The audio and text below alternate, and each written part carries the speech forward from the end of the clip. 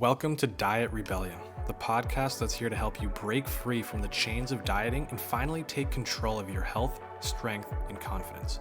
I'm Joe Hoye, your host and the founder of Diet Detox. After transforming the lives of thousands of women over 40 who have been trapped in the endless diet cycle, I'm here to show you a new way. One that focuses on eating for your body's needs, restoring your metabolism, and rebuilding your strength for life. Get ready for real, no bullshit conversations, expert insights, and actionable strategies that empower you to live diet-free and thrive. It's time to stop restricting and start rebuilding. Join the rebellion. Your journey starts now. Barbie Bowles is a registered dietitian, certified health coach, and meditation teacher with 20 plus years of experience, specializing in the unique needs of women over 40. Go figure. In her practice, she works as a private coach, community educator, passionate speaker, popular corporate wellness programmer, and respected dietetic intern preceptor. She's had the privilege of guiding thousands of women around the country on their journey to better health and creating vibrant corporate wellness programming for over 100 companies around the world. Barbie takes an evidence-based, whole-person approach emphasizing nourishing foods, quality sleep, daily movement, and developing solid stress management skills. She's passionate about a mindful approach to healthy aging, prioritizing cognitive and cardio-metabolic fitness, and Alzheimer's disease prevention. Okay, in today's episode, we talked about brain health, mental health, why menopause contributes to your risk of dementia and what you should be doing about it. And then we later found out it's really not that much different than what we already tell you to do at Hoye Fit. Today's episode was a really great one. I personally learned a lot, and I know you're going to take away even more. Give it a listen, and thanks again for listening to Menopause from a Man. Barbie, welcome to Menopause from a Man. In the green room, I was just saying how excited I am because usually I kind of know what I'm talking about when I have the guests on the show, but the things that you do are not what I'm good at. So not only is this going to be great for the audience, but I'm excited to learn as well. Welcome on, and can you share a little bit about yourself? Sure, great. Thank you so much for having me, and thank you to everyone listening. My name is Barbie Bowles. I'm a registered dietitian. I have been for almost 25 years now, always with a focus on women's health. And that, the specific focus of what I talk about as it pertains to women's health has evolved sort of with me as I've gotten older. And when I hit around like early 40s, I started to notice what everybody talks about, sort of the weight gain, a little bit of slowing down if you're not doing certain things, changes in metabolic health. So that would really intrigue me. So I really put my focus there, women's metabolic health in sort of midlife or the menopause transition. And that led me to a focus on brain health because understanding that 2/3 of Alzheimer's patients are women. Unfortunately, my mom was diagnosed a couple of years ago and she lives with me and I'm her primary caregiver. So I do see this disease up close. So it kind of doubled down on what was already a passion for me. And understanding that, the health of our brain, and this goes for men too, rests on our metabolic health. It's really important that we start there and we take good care of our blood pressure, our blood sugar, our blood lipids, our cholesterol and triglycerides, and then also, of course, our body composition. So that's my focus. And that's what I talk about. And that's what I try to educate people on so that we're sort of laying this foundation in our 40s and 50s for our 60s, 70s, 80s, and hopefully beyond. So I want us to keep thriving. Yeah, I love that. And I'm curious, does it become more important when you hit your 40s, 50s, and 60s? Or if we have this straggler listener that's maybe 30 years old, is it just as beneficial if she starts then? Oh, 100%. My goodness, start in your teenage years if you can. Honestly, I get so excited every time I get to speak with 20-year-olds and, early 30s because the earlier the better. I don't want to discourage anyone. It's never too late, but it's like with anything, saving money, planning for your future, whatever, the earlier you start, the better. And particularly with certain facets of this. But what has been identified is between 40 and say 55, 60 really is this sort of crucial window that really matters for how you age, whether you age well or whether disease starts to take over. So it always matters, but in our 40s, it matters that much more. And we really want to start paying attention to it. And the difference between women and men here is that with the menopause transition, we experience this natural decline or change in hormones, decline in estrogen. And estrogen is extremely protective to our metabolic health throughout our entire bodies. It's not at all just a reproductive, hormone. So as that starts to kind of get erratic and decline, we lose a lot of this protection for our hearts, for our brains, for our, just our systems in general. So it's always important. It becomes doubly important in midlife. Okay. Where does HRT play a role in this if declining estrogen is so protective? And if you don't have that, I would assume you're not as well protected. The research is still, it's underway to really determine prevention with HRT. We know it works. It's the frontline treatment for hot flashes, for night sweats, for vaginal dryness, and osteoporosis prevention if you're high risk. That is all. HRT is the way to go if you can be on it safely. There are some contraindications, and that's something you need to discuss with your doctor. In terms of prevention for cardiovascular disease, dementia, the research is not conclusive enough for us to say definitively HRT or MHT or hormone therapy or whatever you want to call it should be prescribed for that reason, for prevention. We're just not there yet. That said, a lot of new funding is going into this type of research. So hopefully within the next 5 years, certainly by 10 years, we'll know better. And it's looking good, but it's just, the governing bodies on this cannot say for certain. The other thing is, dosage, timing, when a woman starts, is it in the perimenopause phase? How long after official menopause, which is 12 months without any menstruation? And then delivery system. There are patches, there are creams, there are pills, we don't know yet. And all of that needs to be defined before we can say, yes, you should take this for prevention. Is it just too new, right? Because if somebody takes HRT, they can know quickly that their hot flashes are gone, but they don't know for another 30, 40, 50 years that Alzheimer's has been prevented. So is it just too new? Too new meaning is HRT too new? Not HRT, but the studies looking into that. I wouldn't say the studies are too new. I would say they're not conclusive enough. Yeah. And so we need more specific, we need to target this more specifically. There is some interesting research on ApoE4 carriers and whether or not they benefit in particular or not as much. I mean, there are so many variables here, and each woman is physiologically unique. And so very difficult when it comes to prevention, like you say, you don't necessarily know. And there are so many,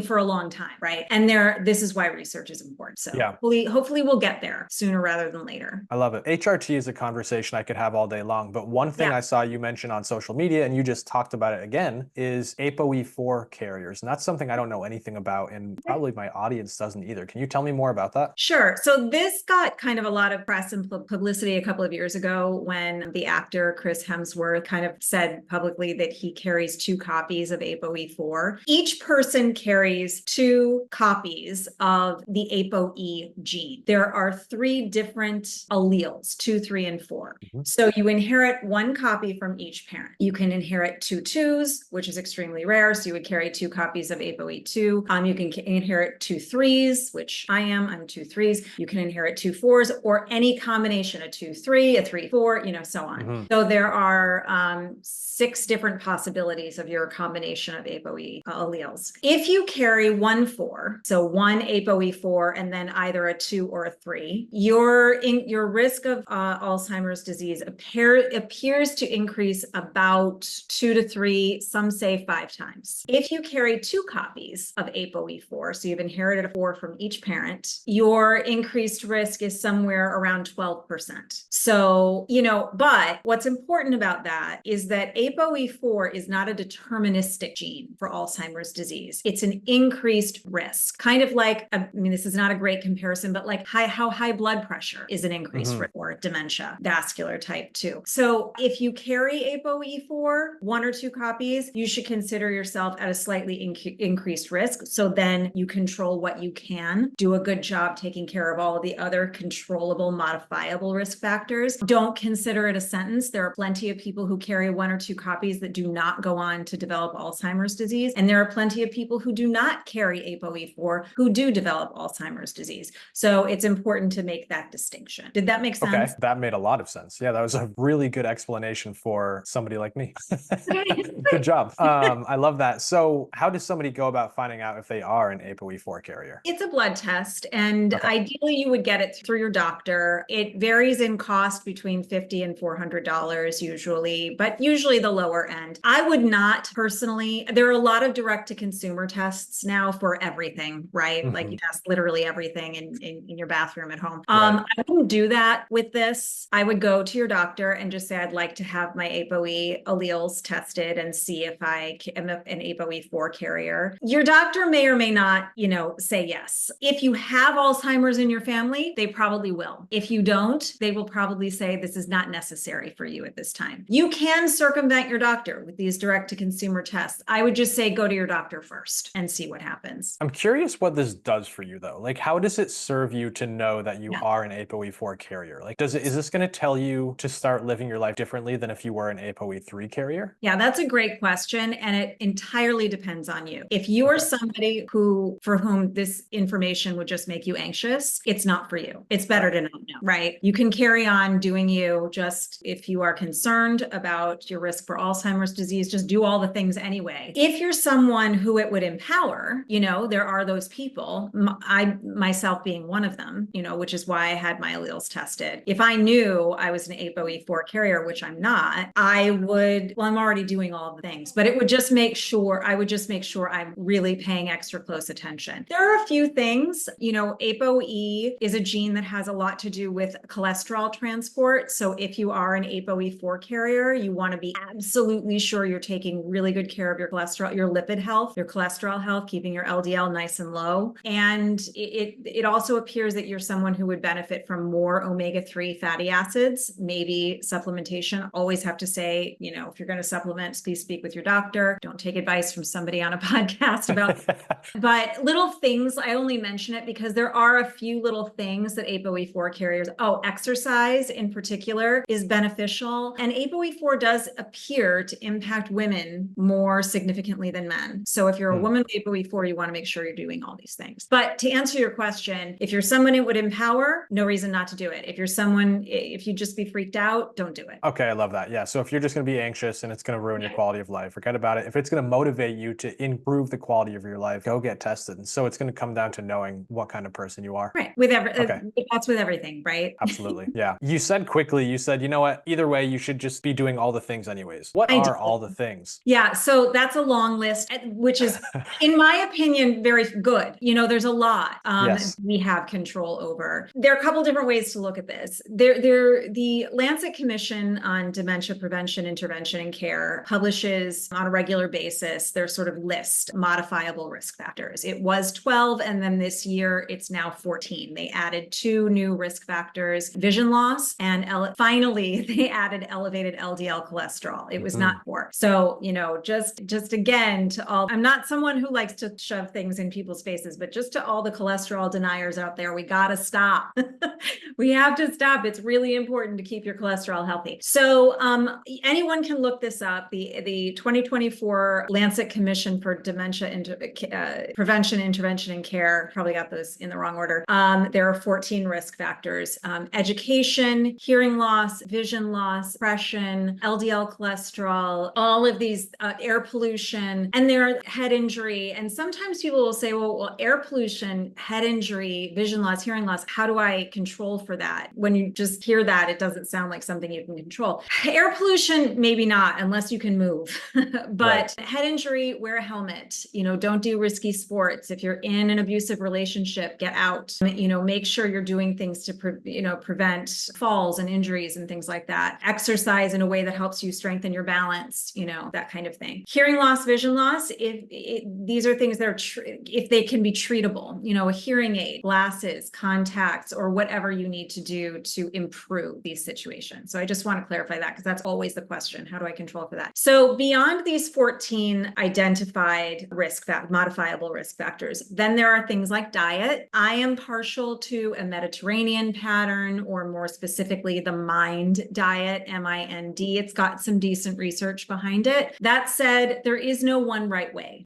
What all of the sort of best way, that's in quotes, the ways, the eating patterns that tend to result in positive outcomes for metabolic health and brain health have a few things in common. Let's forget about like the names and things. things, but low saturated fat, high fiber, and lots of polyphenols. So lots of plant foods. So color, variety, different plant foods. I like to say leafy greens every day and a rainbow throughout the week. And being really minimal, if not entirely avoiding alcohol. And I know that's a real bummer for some people, but when it comes to brain health, that is the recommendation for the most part. So, you don't have to worry too much about like specific rules and amounts of things and whatever. If you're low saturated fat, high fiber, and lots of color, you're probably doing pretty well. Exercise is crucial. If there's one thing that every brain health expert can agree on, if they disagree on diet, it's exercise. Exercise for everyone when it comes to metabolic health and brain health. And we need a balance. We need a combination of cardiovascular activity and strength training. And then ideally also balance and flexibility, because functional independence becomes very important as you get older.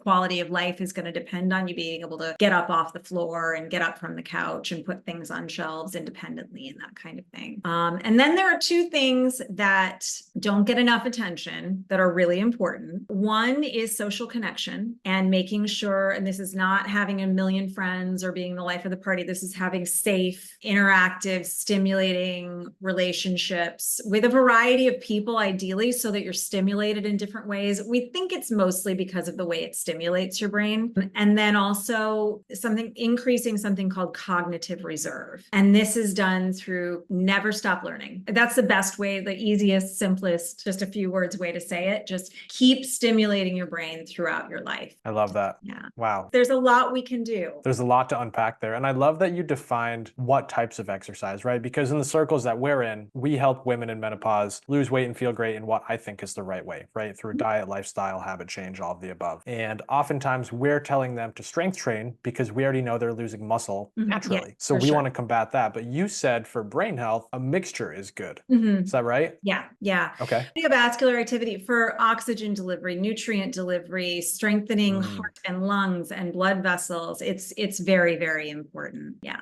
Yeah, I love that. And in terms of diet, you said fiber, great. We, of course, are preaching that. Polyphenols, of course, we're preaching that. Does protein play a role in this conversation as well? Sure, especially as it pertains to supporting muscle health. Sure. Making sure you're getting enough. Plant protein is, more and more, we're just recognizing that we need to be eating more plants. I mean, we just do. We're not eating enough of plants. They just offer this wide spectrum of benefits, the polyphenols, the fiber, the vitamins and minerals, the low calorie for high volume. And so if you can get some plant protein in, maybe a third of your protein comes from plants, half if you're into it, or maybe more if you're into that. If you're vegan or vegetarian, you're certainly going to be getting more plant protein. But yeah, protein is absolutely essential. Again, like I said, protein does more than just build and maintain muscle. Certainly has many, many roles in the body. But for midlife women in particular, I would say probably the top concern is making sure that we're mitigating that muscle loss. Love it. And then another thing you talked about quickly was mental health, right? Depression. Yeah. And a quick scroll through your social media, which, by the way, if you guys are still listening, Barbie's social media is amazing because you're not just talking about brain health and Alzheimer's, you're talking about visceral fat and mental health and everything that midlife women are generally experiencing as a whole. And even though maybe it's not talked about a lot, I hear it frequently in the one-on-one conversations I have. So talk to me about that. Where does mental health start to play a role in menopause and women in midlife? Yeah, such an important conversation. And again, I think that one that's probably not widely discussed enough. It's very common for women to experience some change in their mental health status during this time. And that can be for a variety of reasons, but particularly if you're someone who has a history of mental health issues, it can worsen during this time. And my goal is to make sure women are staying on top of that and recognizing that and seeking help because help is available. If you are not someone who has experienced mental health issues in the past, but they're starting to crop up now, these are the people, and I'm saying this not necessarily from a scientific perspective, but we hear this a lot. These are the women who may benefit from hormone therapy as it relates to mood stability. There are a lot of women who say, I was feeling really low, depressed, anxious, and so on, and HRT helped me. Yes, that certainly is the experience of some women. These these tend to be the women who don't have a history of it. For women who have a history of it, you're not failing because HRT didn't help you. Therapy, antidepressants, stress relief techniques, all of that is very appropriate. It can be very helpful during this time. The message I want to send is please do pay attention to it. It's extremely common and it doesn't need to get away from you. There is excellent help out there. Yeah, it's really sad because I think it's, like you said, extremely common. But at the same time, I think it's also extremely just pushed under the rug because people don't want to talk about it. They don't want to acknowledge it. They don't want to tell their friend, I'm feeling this certain way. And so, yeah, I mean, like I said, in my private conversations, I have so many women saying, well, I just feel anxious. I don't feel like myself anymore. I don't recognize me. I feel depressed. But their friends don't know. Their family doesn't know. Yeah. And I mean, the unfortunate thing about that is many of their friends are probably feeling the same way, you know, and if they would just, for me, there's absolutely me in my life and among my sort of people and family and my circle, there's zero stigma to mental health issues because we basically all have. So there's just been a lot of talk about it over the years, but that's not the case for a lot of people. And we need to open up that conversation more. One other thing I want to say though is, and I think this tends to happen, especially if you're someone who spends a lot of time on social media, not everything has to do with your hormones. Yes, that, can play a role and that can kind of tip the scale. But for a lot of women, relationships are changing. Career is changing. Relationships with children are changing, or issues with children are changing. There's a lot that goes on in midlife that may or may not have to do with hormones that can impact your mental health. So it's a good time to sort of take an inventory of everything that's going on to make sure we're not just getting super myopic and thinking, oh, it must be my low estrogen or my erratic estrogen. It's not that simple. Yeah, that's the big conversation everywhere is, oh, you're 40 or 50 or 60, you're a female and you're feeling XYZ. It has to be your hormones. Yeah, and that's not true at all. It's not. All. I mean, again, it plays a role. I'm not trying to undermine it, but we can miss a lot and we can delay healing and treatment and feeling better when we're focused over here, when that's not really the issue. There's a lot going on over here. We just want to make sure we're taking a really nice holistic view of our lives at this. It's a really good time to take stock and kind of think about, where do we want to go? What do we want to be doing? And that can be really confronting. Things aren't quite where you want them to be. And so these are conversations you need to have first with yourself, but ideally you're also sharing this with your friends. That's that social connection. That's that support can really be helpful. They can be. I'm imagining it can be really confronting, really overwhelming. But if you have the wherewithal to change your perspective, it can also probably be really empowering. Yeah. Because you now have this new freedom in your life, this new opportunity in your life. And if you choose to use that positively, you have a second life ahead of you. I couldn't agree more. And I mean, that's what I want women to feel, and I know it sounds very trite to say that happiness, fulfillment, joy is a choice. For some people, initially, they feel like, oh, you don't understand. Right. And believe me, I've been there. I get it. It's not, I don't mean to reduce it to, it's 100% a choice and you can just wake up joyful tomorrow. I'm saying every little thing you do can lead you, that are choices, can lead you in one direction or another. And so if you're feeling miserable, it's a series of choices that can help you step out of that. And I'm not saying radically change your life overnight. I'm saying eventually down the line, things will improve based on your choices. Does that make sense? I mean, you're talking to the 30-year-old man that works with 50-year-old women. This makes tons of sense. And I think Trite should be my middle name at this point.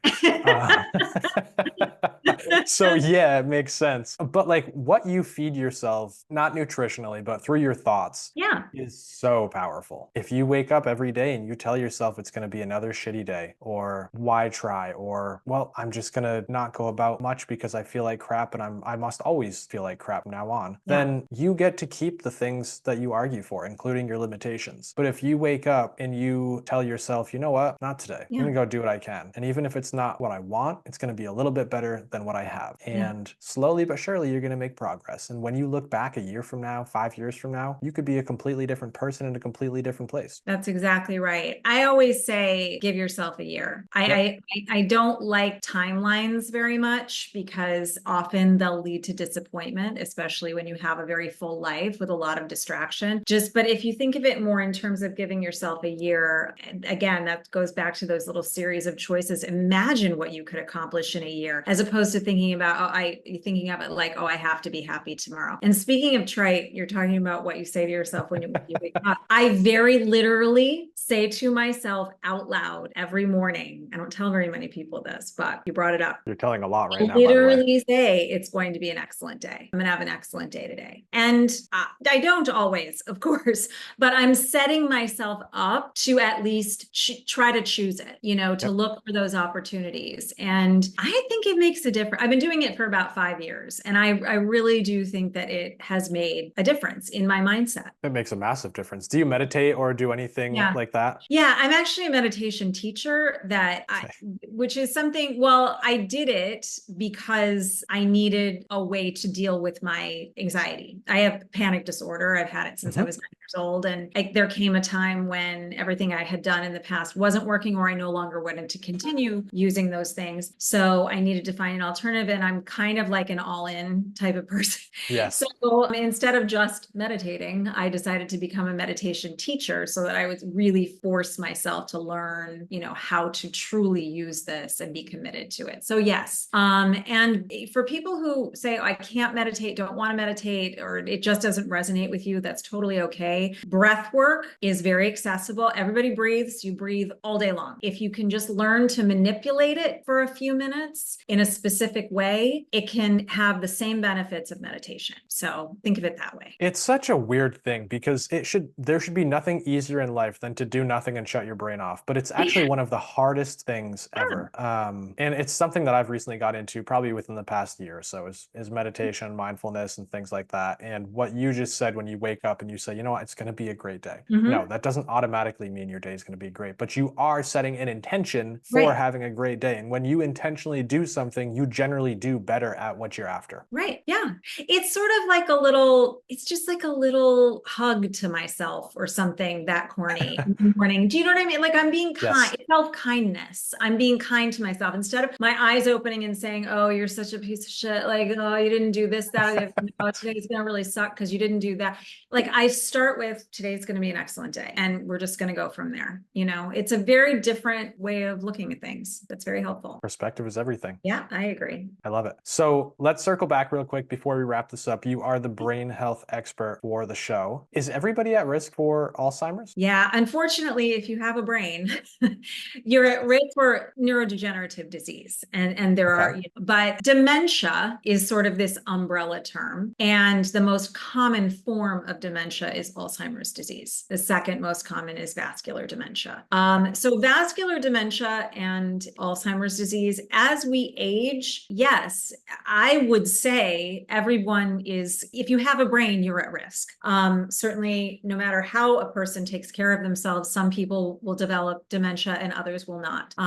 But we are all at risk, and there's so much we can do to kind of navigate our lives in a way that at least decreases our chances and increases our odds of a healthy brain as we age. Yeah, I have the same perspective on there's so much, and that's a good thing because we have so many things to work on. So if there's so much, before we wrap this up, what are the top 5 easiest things in general for somebody to start doing today? Move your body. That is number 1. We didn't even talk. So move your body and anything you'll do. Obviously, there are tweaks and tips and guidelines as you go down the line of getting fitter and fitter, but just move. It's so important for your mental health as well. We didn't even touch on sleep, but I would say sleep and exercise, in my opinion, are equally important. I don't think you can do one kind of without the other. Sleep improves exercise quality improves sleep quality. And they're kind of like, best friends or sisters. So sleep and exercise are the top 2. Eat a lot of leafy greens. I don't care if you don't like them, put them in a smoothie. Eat a lot of color, make sure you're getting a lot of color in your diet. Eat a lot of fiber. Again, never stop learning. Always be still. Rest is important, clearly, and good sleep is important, but make sure you're stimulating your brain and not by scrolling. You're actually learning new information and you're using it, and you're staying socially connected. You're staying connected with other hearts and minds in a way that is really positive and lights you up and stimulates you and makes you feel feel gives your life purpose and meaning. I love that. So 5 of the 6 things that you just mentioned are exactly what we talk about every single day. And Awesome. what it really is going to come down to is living a healthy lifestyle, doing the things that you already know you should be doing. Right. Yeah. Nothing there was sexy. Nothing there was like a protocol or a supplement or, none of that. You don't need all that. That, in my opinion, is a distraction. It really is. And really creates a lot of anxiety for the average person, which is antithetical to good brain health. So it's everything you already know you should be doing. Just do it. Simple. I love it. Barbie, this was a really good conversation. I know I learned a lot, so thank you for that. Where can everybody find you? And is there anything that you're working on or anything that people can do to spend time with you? Yeah. So the best place to find me is on Instagram. I'm the Cognition Dietitian. And at the moment, I am working on building an online platform for midlife women to encourage better brain health. So hopefully that will be launching in January. And I am purposefully designing it to be very affordable and accessible and actionable information, not complicated, just information you can use every day to keep your brain nice and healthy. Amazing. And just to bring this full circle, anybody that works with us at Hoye Fit, our goal is to keep you healthy and functional in your body for the rest of your life so that you can live independently when you're 70, 80, 90, 100 years old. But it doesn't matter if your body's in great shape, because if your brain isn't, you're not going to live independently. And so for anyone that truly follows what we do and believes in what we do, you also need part 2 of this, which is what Barbie's doing. And so give her a follow, spend some time. Barbie, thank you so much for the conversation. Thank you. I really appreciate you.